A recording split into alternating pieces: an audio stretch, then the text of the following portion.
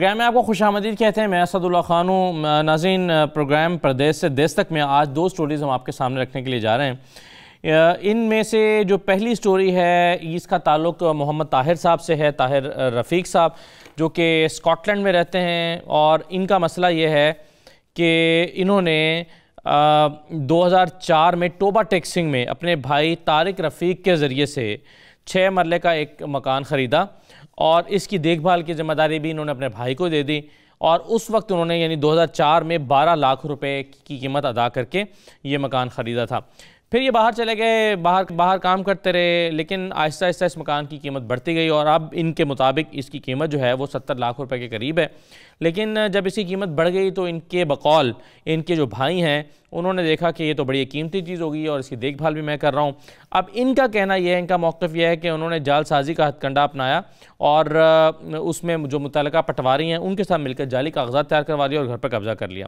अब इन्होंने कानूनी रास्ता भी इख्तियार किया लेकिन इनकी सुनवाई नहीं हुई।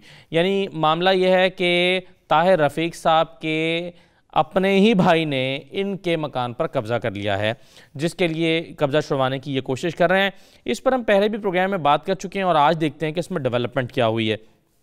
जो मेहमान हमारे साथ मौजूद हैं वो ताहिर रफ़ीक साहब हैं, जिनका ये मामला है, मसला है। हमारे साथ वो मौजूद हैं स्कॉटलैंड से। उनकी अहलिया परवीन एहसान साहिबा भी हमारे साथ मौजूद हैं। ये ज़ाहिर है दोनों मियाँ बीवी जिन्होंने मेहनत करके ये मकान ख़रीदा था, अब ये इससे मुतासिर हैं। इनके भाई ने ही इस पर कब्ज़ा कर रखा है। साथ ही साथ मोहम्मद तारिक साहब हमें ज्वाइन करेंगे जो इनके करीबी अजीज़ हैं। मियाँ एहसान साहब हमारे साथ मौजूद होंगे जो इनके वकील हैं। और नज़ीर रहमान जो हमारे टोबा टेक्सिंग के नुमाइंदे हैं, जिन्होंने स्टोरी पर काम पहले भी किया था जब हमने इनसे पहले इस पर प्रोग्राम किया, और अब इन्होंने अपडेट्स भी लिए हैं। और साथ ही साथ वकार मुश्ताक तूर साहब हमारे साथ मौजूद हैं जो माहिर कानून है। वकार मुश्ताक साहब, आपका खुसूसी तौर पर बहुत शुक्रिया, आपने हमारे प्रोग्राम के लिए वक्त निकाला। सबसे पहले मैं नज़ीर रहमान साहब आपकी तरफ ही आऊँगा। ज़रा बताइएगा कि जब पहले ये प्रोग्राम हमने किया था उसके बाद से अब तक कोई डेवलपमेंट इस स्टोरी में है या एज इट इज़ ये स्टोरी वहीं पर खड़ी है? और जो इनके भाई हैं तारिक रफ़ीक, उनका कहना क्या है इसके ऊपर? जी बिल्कुल, ये स्टोरी जब हमने इसको पहले किया था तो वहाँ में से उस वक्त से लेकर अभी तक सिर्फ तारीख पे तारीख ही पड़ रही हैं और इस पे कोई खास कोई खातर खा कोई इस पे ना कोई काम नहीं हुआ। वकील साहब जब भी जाते हैं अक्सर औकात यहाँ पे जो है फैसलाबाद बार की वजह से अक्सर हड़ताल रहती है, वकला की भी, और इसके अलावा जजेस की भी अभी ट्रांसफ़र हो गई है। पहले तो इस पे काम होता रहा है, डे बाई डे इसकी हेयरिंग होती रही है, लेकिन अब जो है ना तकरीबन काफ़ी दिनों से इस पे काम नहीं हो रहा। तो तारिक रफ़ीक साहब से कोई मुलाकात हुई है आपकी? वो क्या कहते हैं? तारिक रफ़ीक साहब इस्लामाबाद में होते हैं, वहाँ पे टैक्सी वगैरह चलाते थे। अब यहाँ पे आए हुए हैं, लेकिन 2-3 दफ़ा मैंने उनसे रब्ता करने की कोशिश की लेकिन उन्होंने ना फ़ोन अटेंड नहीं किया मेरा। अच्छा, और वो रहे इसी मकान में रहे हैं जो ताहिर रफ़ीक साहब का मकान है? जी बिल्कुल इसी मकान में है, वो उनके बच्चे भी और वो भी फैमिली सारी इसी मकान में रह भी रहे हैं। सही है। और ये 2004 में इन्होंने मकान ख़रीदा, तब से वो यहीं पर रह रहे हैं? बिल्कुल, उस दिन से ही 2004 से ही इसमें एक काबिज है। और पहले तो इनके भाई आते जाते थे, बाद में इन्होंने जब देखा कि वो इनसे मुतालबा कर रहे हैं कि घर खाली करें तो फिर उसके बाद वो काबिज हो गए इससे। उसके बाद इन्होंने फिर अदालत में स्टे वगैरह ले लिया। ठीक है। अच्छा ताहिर रफ़ीक साहब, आम तौर पर होता यह है कि जब कोई अपने भाई या रिश्तेदार के मकान के पर कब्ज़ा करता है तो वो कोई ना कोई बहाना बनाता है। वो कहता है कि जी मेरा इनका लेन देन का मामला था, इन्होंने मेरे पैसे देने थे, फिर इन्होंने मुझे कह दिया कि तुम ये मकान रख लो, इसलिए मेरा ये मकान मेरे नाम हो गया है। या वो कहते हैं कि जी हमारे आबाओ अजदाद की कोई ज़मीन का मामला चला रहा था, उसके बदले में हमें ये उन्होंने दे दिया, तो इसलिए उन्होंने ये देखें मकान इस पर जायदाद इस पर कागजात पे साइन भी करके दिए हुए हैं, जो कि आप कहेंगे कि वो जाली साइन है। ये आम तौर पर जब करीबी रिश्तेदार या बहन भाई को कब्ज़ा करता है तो उसकी इस तरह की स्टोरी होती है। आपके भाई आपको क्या कहते हैं जब आप कहते हैं कि तुमने हमारे मकान पर कब्जा कर लिया? बस यही कहता है कि ये मकान जब ये खरीदा था, जब ये मकान हमने खरीदा है तो उस वक्त तो इसको मैंने रहने के लिए इसने मांगा था, एक साल के लिए मांगा था, साल के लिए कि मेरे अपनी जगह है बेचकर मैं अपना मकान बना लूंगा तो फिर आपको मैं आपकी अमानत वापस दे दूंगा। तो इसी तरह हमने फिर इसको रहने दिया, टाइम टू टाइम इसके हेल्प भी करते रहे जी। तो मकान बनाने के लिए पैसे भी देते रहे, ऊपर का हिस्सा बनाना है, ये करना है, वो करना है, सब। अच्छा। इसने इसने जो है शुरू से ही इसके दिल में कोई खोट था। बाद में पता चला कि इसके पास तो कोई जगह है ही नहीं थी। तो इसने, जब हमने इसको कहा कि ये मकान अब इसको खाली करो, हमने इसको यहाँ आना है, या हमने अपना कोई यहाँ आके रहना है, या इसको कुछ करना है, हाँ। तो ये बोलता है, इसने कहा कि तुम हमसे मकान खाली करवा के देखो। तो ये मकान तो मैं खाली नहीं करूंगा। तो पहले तो ये पैसे मांगता था, कहता था मुझे 15-20 लाख दो, फिर चला गया। हमने इसको कहा था चल हम आपके बच्चों को आपको 10 लाख रुपए दे देंगे, छोड़ दे, मकान छोड़ दे। अच्छा। फिर ये वहां से चला गया, बोलता है कि मुझे 35 लाख रुपए दो। तो आगे बढ़ता गया ये। इसके अलावा इसके पास कुछ भी नहीं है, ना कि हमारा लेन देन का, ना कोई ऐसा, ना इसने तो हमारा भी तो हमारी अदालत में ताहिर रफीक साहब आपका मामला कहाँ पर है? अदालत में जहाँ से शुरू हुआ था वहीं पर है। कहाँ से शुरू हुआ था? आपने क्या अदालत में क्या लेकर गए थे मामले को, और क्या अदालत ने कोई अभी तक, और कब से आप अदालत में? उसके रजिस्ट्री के कागज, उसके जो भी डॉक्यूमेंट्स हैं वो हमारे नाम है, हमारे पास हैं, वो हमारे वकील साहब उनके पास हैं। हाँ। इसके पास कुछ भी नहीं है। तो सिर्फ एक जो है वो एप्लीकेशन दावे की करके ये मकान जो खरीदा था, तो मैंने जो है इसको इनके नाम पर खरीद लिया, पता नहीं क्या क्या बहाने झूठ बोल के वो सारा किया। तो करके वो वहां से स्टे लिया या दावा करके। तो इसके पास तो कोई चीज भी नहीं है, कागज भी नहीं कोई, और सारे सब लोगों को पता है, सब रिश्तेदारों को पता है कि ये मकान हमारा है। तो बस वो एक जिद में बैठा हुआ है। सही है। प्रोग्राम में यहाँ पर एक मुख्तसर सा ब्रेक लेंगे, ब्रेक के बाद वापस आते हैं।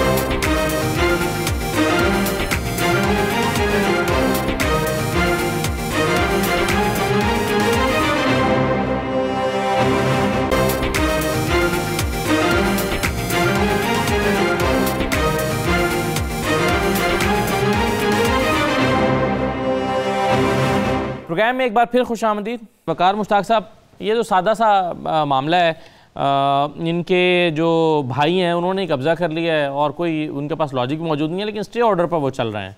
और ताहिर रफीक साहब कहते हैं कि जहां पहले दिन था अदालत में, मामला आज भी वहीं पर खड़ा हुआ है। जी बिस्मिल्लाहिर्रहमानिर्रहीम। बुनियादी तौर पर इसमें जिस तरह ताहिर साहब ने बताया, लग ही रहा है कि इनके भाई ने अदालत से जाकर स्टे लिया है और वो कोई जाली उसका कोई कागज़ बनाई फिरते हैं जिसकी बुनियाद पर वो सिविल दावा चल रहा है। अब बुनियादी तौर पर इनको करना ये चाहिए, या अब तक ये कर देना चाहिए था, कि इनको उसके एक एविक्शन पिटीशन फाइल कर देनी चाहिए थी रेंट कंट्रोलर के पास। जिस तरह ये कह रहे हैं कि वो 1 साल के अरसे के लिए इनसे मकान मांग कर उसमें रह रहे थे, तो इनको चाहिए था कि ये एविक्शन पिटीशन कर देते रेंट कंट्रोलर की अदालत में, और वो इनके बेदखली के ऑर्डर वहाँ से ले लेते। अब भी इनके पास ये रास्ता है कि ये उनकी बेदखली के वहाँ से ऑर्डर ले लें, और साथ ही एक स्पेशल लॉ मौजूद है कानून के अंदर, क्रिमिनल प्रोसीडिंग्स में, जिसको हम कहते हैं इलीगल डिस्पोजेशन एक्ट। उसके तहत अगर कोई भी किसी की भी जायदाद के अंदर इस तरह का ज़बरदस्ती दाखिल होता है, कब्ज़ा करता है, तो उसके खिलाफ इलीगल डिस्पोजेशन एक्ट के तहत कंप्लेंट या इस्तगासा फाइल हो सकता है। तो ये दोनों कानूनी रास्ते बहरहाल इनके पास मौजूद हैं, और इनमें सबसे जो स्पीडी डिस्पोजल ऑफ केस होगा वो बेसिकली रेंट कंट्रोलर के पास होगा, और इनको बिल्कुल उसको अप्रोच करना चाहिए। तो क्या ये सारे रास्ते इख्तियार किए हैं? मोहम्मद तारिक साहब हमारे साथ मौजूद हैं, जो कि इनके करीबी अजीज़ हैं। मोहम्मद तारिक साहब, ये जो वकार मुश्ताक साहब बता रहे हैं, इनमें से कौन सा कानूनी रास्ता आपने इख्तियार किया हुआ है? जी, उन्होंने सर पहले तो स्टे लिया था सिविल कोर्ट में जी, फिर उसके बाद सिविल कोर्ट में हमारी 3-4 तरीकें पड़ी, फिर उसके बाद स्पेशल कोर्ट हमारा इधर जो इंग्लैंड के केस सुनता था उसके पास चला गया, उसके 40-50 केस जो ऐसे थे। फिर उसके पास हम गए थे, वो उसके हमारे डॉक्यूमेंट देखे जी इसने स्टे लिया हुआ है, ठीक है। हमने वकील पेश किया, उसके डॉक्यूमेंट हमारे सारे पेश किए। वो जज साहब 1-2 तारीख पाते, हर रोज तारीख पाते थे, तकरीबन 1 साल 7 महीने हो गए तारीख पड़ती है अभी उधर। तो जज साहब ने हमारी शातें सब ली, उधर की उनकी भी ली, हमारी भी ली। अभी उसने फैसला करना था तो वो उसका ट्रांसफर हो गया जी, तबादला हो गया। अच्छा, अभी वो किसी और जज के पास चला गया, उसने भेज दिया किसी और जज के पास। अच्छा, उसने 1 महीने की तारीख डाल दी जी उधर। अच्छा, मैं दोबारा तारीख पे आया, उन्होंने कही आपकी तारीख पहले महीने की 3 तारीख है। अच्छा, ठीक है, ना तारे के पास कोई सबूत है, ना प्रूफ है, ना किसी किस्म का उसके पास तो उन्होंने प्ली क्या ली हुई है अदालत में, जिसकी बुनियाद पर स्टे ऑर्डर लिया, वो क्या कहकर लिया है स्टे ऑर्डर? वो जो स्टाम्प था, पहला स्टाम्प था ना जो 50,000 का जो बयाने का स्टाम्प था जी, वो उसके नाम था।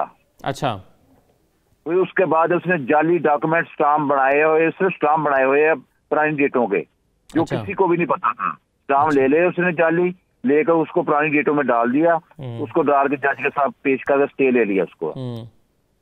ये कच्चा स्टे चल रहा है, इसी स्टे की लेवल से वो जज साहब ने अभी तक खारिज नहीं किया। अच्छा जी, सही है। तो वकार साहब, ये तो जो जाली कागजात की तैयारी है, ये तो एक और यानी FIR हो सकती है इनके ऊपर शायद, या एक और अपील ली जा सकती है कि इन्होंने डॉक्यूमेंट भी जाली तैयार कर रखे हैं।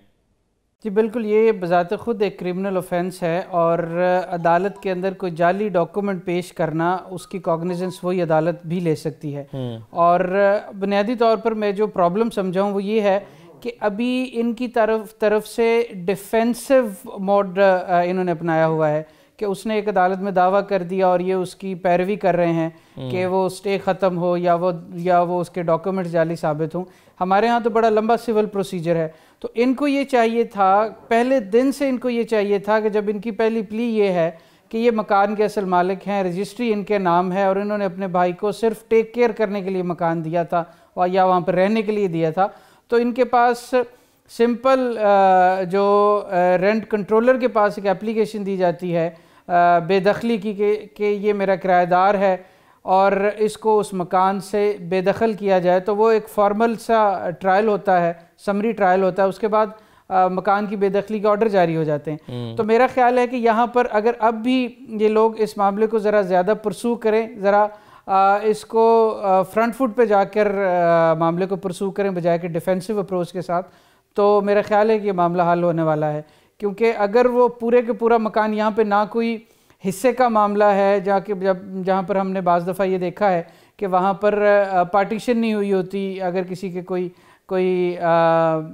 एक ही मकान के अंदर हिस्सेदार हैं या निशानदेही नहीं ठीक हुई होती, यहाँ पर रजिस्ट्री भी ठीक है, निशानदेही भी है, मकान भी मौजूद है, सिर्फ उसके कब्ज़े का मामला है, तो ये मेरे ख्याल में रेंट कंट्रोलर एक अप्रोप्रिएट फोरम होता अगर ये उसको अप्रोच कर चुके होते अब तक। सही है। तो परवीन हसैन साहबा, आप लोग क्या, आप और आपके हस्बैंड क्या यहाँ आते रहते हैं, पाकिस्तान आते हैं, और क्या आप अपने मकान में जा भी सकते हैं या आपका दाखिला ही बंद है वहाँ पर? कभी आए हैं पाकिस्तान आप इस अरसे में? जी हम आए हैं पहले 2 दफ़ा, अब तो 2 साल हो गए नहीं आए। तो सॉरी, आप क्या कह रहे थे? जी मैं कह रहा था कि आप आते रहते हैं, क्या आप आए हैं? जब आप आए हैं तो क्या आप अपने घर जा भी सकते हैं या आपका दाखिला ही बंद है? आप किस नौइयत के ताल्लुकात अभी आपके हैं भाई के साथ? 2 साल पहले तो गए थे, तो वही तो तभी पता चला कि मामला खराब है, तो जी वापस तो अब तो नहीं जा सकते, जब घर मिलेगा तभी जाएंगे अब तो। अच्छा, तो दूसरा मुझे ये पता चला है कि आप ओवरसीज कोर्ट्स में अपना मामले को ओवरसीज कोर्ट में शिफ्ट करवाया आपने, क्या ऐसा है? जी वो फास्ट ट्रैक बेसिस पे 1 साल हो गया, वो 6 माह का जो टाइम देते हैं, 6 माह से भी ज्यादा 1 साल हो गया है, जून तक का वक्त था, तो तरीके पढ़ रही थी, तो अब जो 1 साल के बाद ये तारिक साहब, अभी मोहम्मद तारिक साहब, आप जो सारी केस प्रोसीडिंग्स बता रहे थे, एक साल और 7 महीने तक केस चला, शहादतें भी हो गई, फिर फैसला आना था, ये ओवरसीज के लिए जो डेजिग्नेटेड कोर्ट्स हैं, ये उसकी बात बता रहे हैं आप? उस कोर्ट में हुआ है ये सब?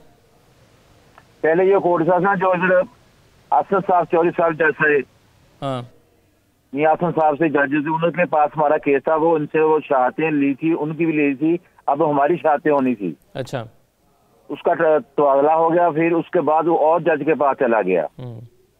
अभी उसी ने 1 महीने की डेट डाल दी है। जब हमने डीएसपी खुर्रम सईद साहब के पास गए थे ना, हमारी एप्लीकेशन आई थी मकान खाने के लिए, उसने ये रिपोर्ट लिख के ये दे दी, ये हमारा कोर्ट का मसला जी हमारे मुतल्लिका नहीं है, अभी कोर्ट फैसला करेगी जो फैसला होगा। फिर उसके बाद हमारा कोर्ट चलने लगा। कोर्ट के बाद अभी तक कोर्ट वाले हमें इतना जलील कर रहे हैं, बस जाते कभी जज नहीं होते, कभी तरीकबाज होते हैं, कभी ऐसे करते हैं। ठीक है।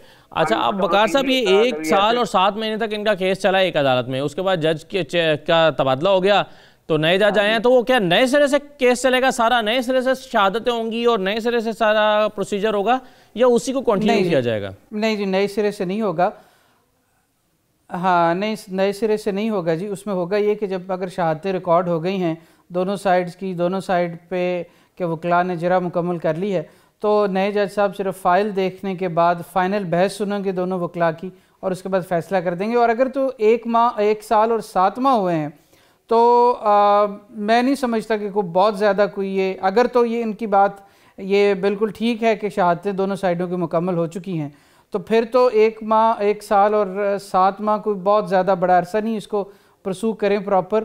और ट्रायल कोर्ट में तो मेरा ख्याल है कि मामला कंक्लूड होने के बहुत करीब है, और फिर उसके बाद अपील का फोरम बहरहाल मौजूद है, तो उसको अगर परसू किया जाए, जब एक दफ़ा फ़ैसला इंशाल्लाह इनके हक़ में आ जाएगा, तो वो एपलेट फोरम पर भी ये केस बहुत ज़्यादा अरसा पेंडिंग नहीं रहेगा। ठीक है। ताहिर रफ़ीक साहब, आप कुछ कहना चाहेंगे आखिर में? नहीं, मैं बस यही कहना चाहूंगा कि ये जहाँ से ये केस चला था वहीं पर रुका हुआ है, और ये असल में केस, असद भाई, ये केस बनता भी नहीं है, उसके पास कोई चीज है ही नहीं। ये इतना आसान और इजी केस है कि ये तो चंद हफ्तों में सॉल्व हो सकता था।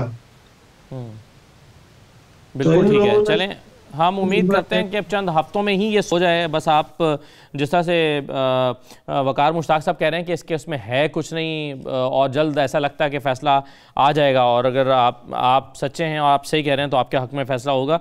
बहुत शुक्रिया ताहिर रफ़ीक साहब आपका, परवीन एहसान साहबा, मोहम्मद तारिक साहब, नज़ीर रहमान साहब, आप सबका शुक्रिया। वकार मुश्ताक साहब हमारे साथ मौजूद रहेंगे। एक मुख्तसर ब्रेक लेते हैं, ब्रेक के बाद एक और स्टोरी आपके सामने रखते हैं, हमारे साथ रहिए।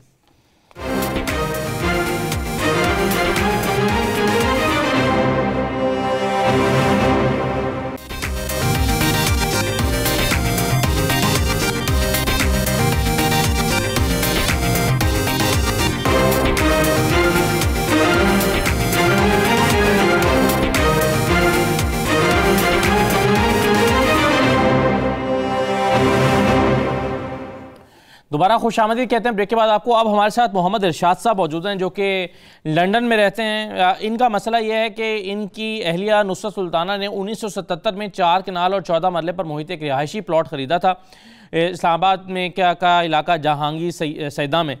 लेकिन 1983 में ये प्लॉट CDA इस्लामाबाद ने अपनी तहवील में ले लिया, क्योंकि उन्होंने यहाँ पर EMA कॉलेज की तोसी करना थी। अब मामला ये है कि 34 साल हो गए तकरीबन इस मामले को लटके हुए, और इनको बार बार ये चक्कर लगाते रहे कि जी इनको मुतबादल जगह फ्राहम कर दी जाए या इनको कंपनसेट किया जाए। तो इसके बाद वफाकी मौसम से जब उन्होंने रब्ता किया तो CDA के डिप्टी डायरेक्टर की जानिब से उन्हें बज़रिया लेटर आगाह किया गया कि उनके मुतल्लिका प्लॉट है उसके एवज झंग में तकरीबन 12.5 एकड़ अराजी जो है वो इसको अलॉट कर दी गई है इनको। लेकिन आज तक ये जो कब्ज़ा है इस ज़मीन का या अलॉटमेंट लेटर वो इन्हें नहीं मिला है। अब इस पर हम बात करेंगे। हमारे साथ मोहम्मद इरशाद साहब खुद भी मौजूद, राजा काशिफ साहब मौजूद हैं हमारे इस्लामाबाद के जो नुमाइंदे हैं, और सफदर शाह साहब मौजूद हैं जो कि स्पोक्स पर्सन CDA के, और वकार मुश्ताक तूर साहब भी हमारे साथ मौजूद है। मैं सबसे पहले सफदर शाह साहब के पास ही आता हूँ क्योंकि इस मामले पर हम पहले भी प्रोग्राम में बात कर चुके हैं। सफदर शाह साहब, ये 1977 से यह मसला लटका हुआ है, या 1983 से आप कह लीजिए, तो 40 साल तो फिर भी हो गए। 1983 से भी अगर आप काउंट करें तो ये एक फैमिली जिसका प्लॉट CDA ने अपनी तहवील में ले लिया था, आज तक उनसे उसकी कंपनसेशन नहीं हो सकी 40 साल गुजरने के बाद भी। आपके ख्याल में क्या वजूहात हैं इसकी? इसमें मुख्तलिफ वजूहात हो सकती हैं, लेकिन ये है कि अभी क्योंकि फर्स्ट टाइम मेरे नॉलेज में ये आया, तो मैं मुतलका काम तक जो है ना इनकी जो ग्रीवियंस है वो पहुंचा देते हैं। दूसरा ये है कि इतना अरसा होने के बावजूद जो पिछले अदवार में होता रहा उसका तो मुझे पता नहीं है, लेकिन ये है कि अब जो मौजूदा हुकूमत है और मौजूदा जो CDA मैनेजमेंट है वो उसको कोशा है कि बेहतर से बेहतर जो है CDA जो है अवाम की भलाई के लिए जो है ना काम करे। और अच्छा, लेकिन शाह साहब आपकी ज़ाहिर है, चले हम ये मान लेते हैं और ये बहुत सारे अफसरान का यही मौक़िफ़ होता है कि जी मैं तो आया हूँ, ये तो मामला पुराना है, लेकिन आपकी एक्सपर्ट ओपिनियन इसके ऊपर क्या है कि जब 12.5 एकड़ अराजी लॉट कर दी गई एक लेटर के जरिए इनको बताया गया, इसका मतलब इनका मौक़िफ़ तो दुरुस्त है ना, और मौक़िफ़ दुरुस्त मान लिया गया इदारे की जानिब से, फिर क्या मुज़ायका हो सकता है आपके ख्याल में कि जी इनको अलॉटमेंट लेटर नहीं दिया गया और अलॉट नहीं की गई? अलॉटमेंट लेटर तो जब वो ये इनको एलिजिबिलिटी सर्टिफिकेट इशू हो जाता है तो मुतलका जिस डिस्ट्रिक्ट में इनको जमीन अलॉट की गई तो वहाँ इनको राब्ता करना चाहिए था। तो ये इनकी गलती है, इन्होंने राब्ता नहीं किया ना, राब्ता उनको, क्योंकि उन्होंने वहाँ कब्जा लेना होता है। अच्छा, तो कब्जा तो इंडिविजुअल खुद ही जाके लेता है ना। ये पूछ लेते हैं जरा इनसे कि इन्होंने क्यों नहीं किया। मोहम्मद इरशाद साहब, ये क्या आप वो कह रहे हैं कि CDA के तर्जुमान कह रहे हैं कि आपको तो खुद जाके जंग मुतलका ज़िले में जाना चाहिए था और वहाँ जाके आप कहते हैं कि जी अब हमें कब्जा दे दें, आपको अलॉटमेंट तो मिल गई? देखो जी, बिल्कुल गलत बयानी कर रहे हैं ये। वो पहले मुझे CDA एक लेटर इशू करती, ये तो वफाकी मुतासब का फैसला था। अच्छा, ये वफाकी मुतासब फैसला था कि आप 12.5 एकड़ जमीन आपको, फिर CDA लेटर इशू करती कि भाई हम आपको ये जमीन देते हैं। CDA ने मुझे कहा कि पहले आपको हम कंपनसेशन देंगे कैश मनी में, इसके बाद आपको लेटर मिलेगा कि आप जो क्लेम करना चाहें। पहले जमीन की कीमत आप ले लें। तो फिर जब मैं जमीन की कीमत लेने के लिए गया और 15 दफा गया CDA लंदन से छूट के, तो कहने लगे अभी तो हमारे पास पैसे नहीं है। अच्छा। जब जमीन फिर कहने लगे, दोबारा गया तो उन्होंने कहा जी अभी जमीन पे कोई जज फैसला नहीं दिया। जब भी जाता हूँ एक नया एक्सक्यूज CDA का डिपार्टमेंट बनाता है। अभी भाई साहब ने एक और एक्सक्यूज बना दिया। मैं इनको ब्लेम नहीं करता, ये पाकिस्तान का तर्ज अमल है। बट एक जगह से दूसरी जगह वो फेंकने में बड़े माहिर हैं, लेकिन अपनी रिस्पॉन्सिबिलिटी कोई नहीं ले रहा कि ये मेरा जॉब है, अब मुझे क्या करना चाहिए। जी सफदर शाह साहब, आप बताइए आप क्या कहेंगे? अब इसमें यह है कि क्योंकि ये तो बैठे हैं दूर, इसमें यह है कि अपना कोई लीगली तौर पे कोई रिप्रेजेंटेटिव ऑथराइज करें ताकि वो इनका केस जो है ना विगोरसली जो है ना उसको परसू कर सके। तो वो तो बेचारे खुद भी 15 दफा आ चुके हैं, वो तो चले किसी को पॉइंट भी कर देंगे। नहीं, देखे मेन चीज ये है ना कि अब ये मामला नोटिस में होते आया है ना, तो इसमें यह है कि कोई एप्लीकेशन दे, अपने डॉक्यूमेंट साथ लगाएं, तो जहां तक हमारी सपोर्ट हो सकती है हम सपोर्ट करेंगे और मुतलका डिपार्टमेंट से जो है ना उसके। अच्छा, आपके इल्म में वैसे सफदर शाह साहब शायद चीजें कम हो, लेकिन राजा काशिफ साहब जो हमारे कॉरेस्पोंडेंट हैं उनके इल्म में ज्यादा चीजें हैं, उनसे भी जरा सुन लें, वो आपको तफसील इसकी समझा देते हैं। राजा काशिफ साहब, क्या मामला है सर? अच्छा, इस पे हमारा फॉलो प्रोग्राम है, इससे पहले हम इस पे प्रोग्राम कर चुके हैं। जंगी सईदा के 4 कनाल 14 मरला EME कॉलेज की एक्सटेंशन थी जिस पे ये एक्वायर किया गया। सरकारी इदारे की दरख्वास्त पे CDA ने से एक्वायर किया इस जगह को। इसके बदले में इन्हें कंपलसेशन मिलनी थी। अच्छा, 2 चीज़ें समझने वाली हैं। एक होती है बिल्ट अप प्रॉपर्टी, BUP जिसको कहते हैं, कि जगह के ऊपर अगर जो सरकार ने जगह सेक्शन 4 के तहत एक्वायर कर लिया, उस जगह के ऊपर जो मकानात बने हैं उसकी पेमेंट मिलती है पर स्क्वायर फुट के हिसाब से, और उसके नीचे जो ज़मीन आ रही है उस ज़मीन के बदले ज़मीन मिलती है, उस ज़मीन के बदले पेमेंट नहीं मिलती। अब इनको अगर जो पेमेंट मिलनी थी वो अगर इनका कोई घर बना होगा तो उसके बदले में मिलनी थी, ज़मीन के बदले। दोनों मैटर्स अलग-अलग हैं। मेरी आज भी बात हुई है इससे मुतल्लिक, जो शोभा लैंड है CDA का, उनसे बात हुई है। उन्होंने कहा कि जो इनको अगर परमिट का कहा गया था वफाकी मौसम में, हमने माना था, अगर CDA ने माना था कि हमने आपको 12.5 एकड़ रकबा जो है जंग में ज़रूरी रकबा देना है, तो उसके मुतल्लिक ज़रूर कोई कॉरस्पॉन्डेंस ज़रूर हुई होगी, क्योंकि अदालत में मानने के बाद ये मुमकिन नहीं है कि इसको प्रॉपर परसू नहीं किया गया। देखिए इनका कितना बड़ा गैप है कि इनकी वाइफ की जो वफात है वो 2002 में हो रही है, उसके बाद 2014 में आगे उसका सक्सेशन बन रहा है। Additional deputy commissioner revenue Islamabad ने 2014 में उसका सक्सेशन किया। इनके जो फर्द और इंतकाल है वो वर्षा के नाम चढ़ाया गया होगा। 12 साल का इसके दरमियान गैप आता है। उससे पहले ये इनको इसको लॉट कहते हैं, जो ज़रूरी रकबा लॉट किया जाता है। तो पीछे करके सुप्रीम कोर्ट ने चंद दिन पहले सुप्रीम कोर्ट ने इन लाटों की अलॉटमेंट के हवाले से सीडी को कहा था तहकीकात करें, तो साहिवाल में इसके मुतल्लिक जो पता लगा है, सीडीए ने छानबीन की है, काफ़ी सारी जाली लाटें जो हैं अलॉट की गई हैं। तो मुमकिन हो सकता है कि इनके कागजात पे कोई लॉट जो है जंग में अलॉट कर दी गई हो और उसके बाद जो है वो इनको पता ना हो और सीडीए ने भी परसू ना किया हो और इन्होंने भी इसको बाद में परसू नहीं किया, क्योंकि इनका मसला ये है कि ये पीछे से इनके कोई देखने वाला, लास्ट टाइम भी हमने इनको यही कहा था, आपने भी इनको मशवरा, मैंने मशवरा यही दिया था कि आपको नुमाइंदा मुकर्रर करे जो सीडीए में प्रॉपर आपके केस को फॉलो करे। केस असद बहुत ज़्यादा पुराना हो गया हुआ है, इसलिए इसको प्रॉपर परसू करने की ज़रूरत है।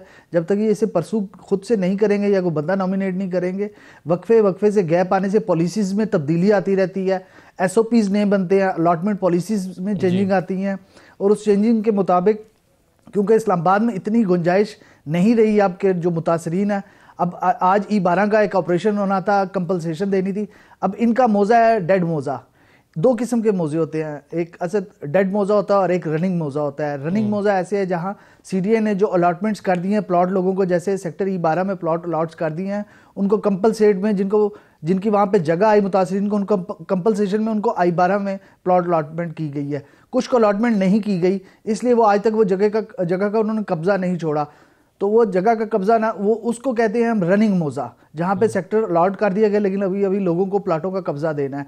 और जिस जगह का सेक्टर अलॉट कर दिया गया है और लोगों ने कब्जा भी ले लिया हुआ है, मतलब जिसको अलॉट किया गया उन्होंने कब्जा, उसको कहते हैं डेड मोज़ा। इनका जो जंगी सईदा है वो डेड मोज़ा, डेड मोज़े की पॉलिसी में जो है वो तब्दीलियाँ की जाती हैं वक्तन ब वक्तन हालात के मुताबिक। तो इनको करंट पॉलिसी के मुताबिक इसको अपने केस को आके प्रॉपर परसू करना पड़ेगा, तब जाके इनके मामलात जो हल हो सकती है। ठीक है, गुफ्तगू को यहीं से आगे बढ़ाएंगे, एक मुख्तसर सा ब्रेक प्रोग्राम में लेना है, ब्रेक के बाद वापस आते हैं।